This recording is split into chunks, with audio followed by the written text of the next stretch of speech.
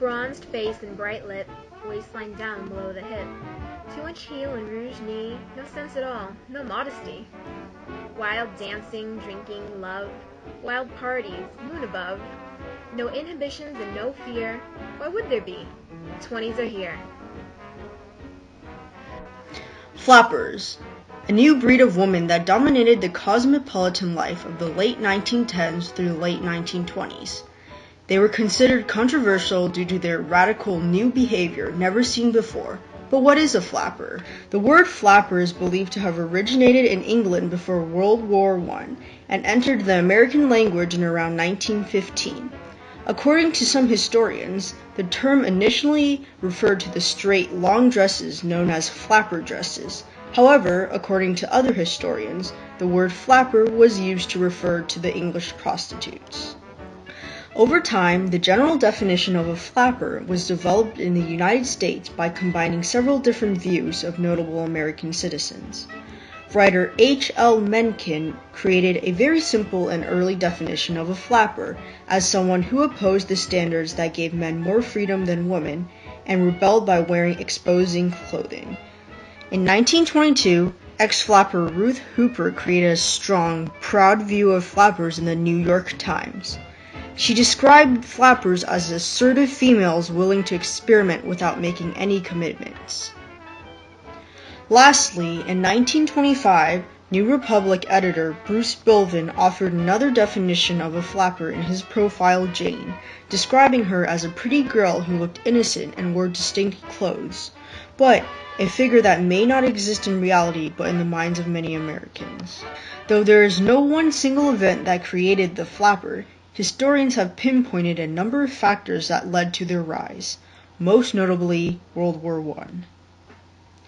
World War I left many disillusioned, leading many young people to question the traditional morality, values, and judgment of their elders who supported fighting the war.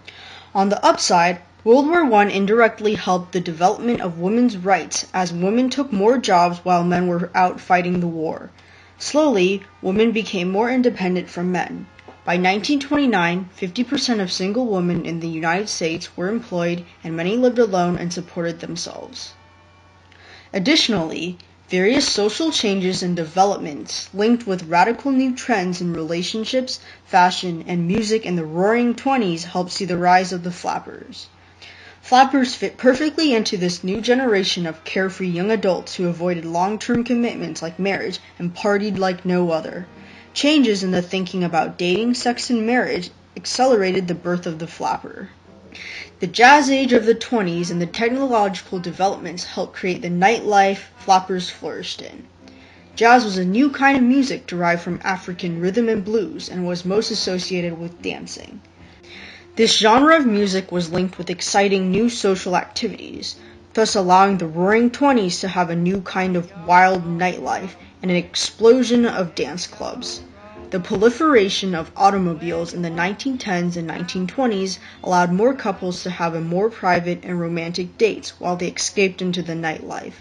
The development of electric lighting also helped foster an urban nightlife scene. Furthermore, from 1920 to 1933, the United States government attempted to ban the manufacture, sale, and consumption of alcoholic beverages. This act was known as Prohibition. Rebellious flappers enjoyed defying prohibition by partying underground and carrying hidden flasks of alcohol. This glamorous and dangerous aura appealed to flappers and created an underground drinking culture where flappers could thrive.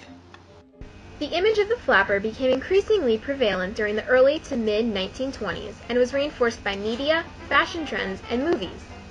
Writers also popularized flapper culture by describing their characters with flapper-like characteristics in their writings, most notably F. Scott Fitzgerald, who was inspired by his wife Celle de Serres. The popular French fashion designer Gabrielle, or Coco Chanel, largely defined women's fashion of the 1920s, contributing to the unique fashion sense flappers had. Silent films of the 1920s also portrayed a more mellow version of the glamorous flapper lifestyle, through many actresses, including Louise Brooks and Clara Bow. By modern standards, the flapper's so-called rebellious behavior may seem quaint. However, at the time, it was a serious topic of debate. In April 1922, Margaret O'Leary in the New York Times summed up the matter with, roughly, the world is divided into those who delight in her, those who fear her, and those who try pathetically to take her as a matter of course. So what became of these flappers? Flappers were only popular for a short amount of time and had vanished by the end of the 1920s. Some believe that these flappers lost their mystique as the media glorified them and as more women imitated the flapper style, causing it to become almost common. On the other hand, some historians believe that the crash of the stock market in October 1929 and the beginning of the Great Depression led to the demise of the flappers, as the United States took a dive both economically and socially.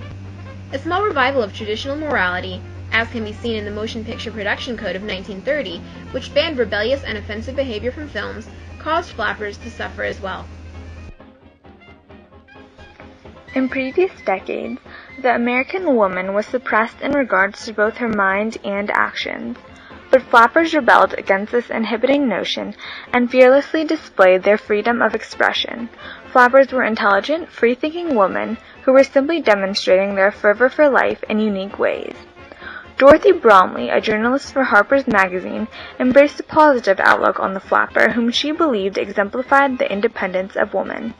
Bromley described the flapper as a woman who knows that it is her American, her 20th century birthright, to emerge from a creature of instinct to a fully fledged individual who is capable of molding her own life, and in this respect she holds that she is becoming man's equal.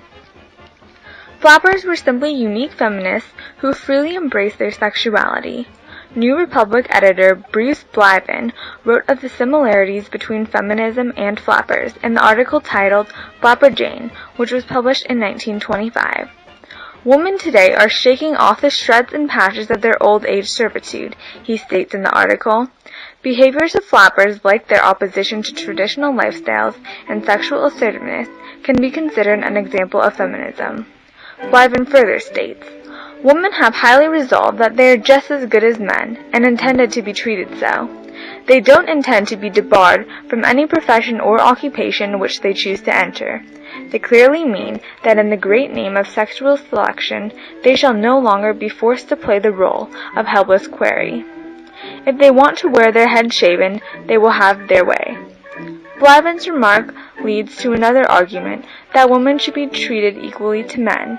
Supporters of the flapper contested that it is entirely acceptable for women to be sexually zealous prior to marriage because this conduct was already acceptable for males. Many also commended the flapper's impressive intelligence. A 1922 New York Times article states that the flapper may even quote poetry to you, not Indian love lyrics, but something about the peace conference at Versailles, France after World War I, or theology. Flappers took pride in their intellectual knowledge and believed that women had the right to speak out on topics regarding political affairs, culture, and art. Flappers adamantly believed that they should be able to voice their opinion on these weighty matters, even though these were typically topics of discussion among males. Many radicals, young people, old people, and even politicians and religious persons defended the flapper lifestyle. In 1922, Reverend Elmer Penwell supported flappers by stating that flapperism is not a disease. Bobbed hair, short skirts, and knickerbockers are not signs of sin, but a declaration of independence. We are passing from the man age, a rough age, into the age of culture, a woman's age. That is why the flapper exists today. The new age will not be one ruled by women, but one in which their influence will be felt. Women were no longer pretty little birds in cages. They were now free to soar with their wings. The freedom of expression which these women displayed was not harmful to society.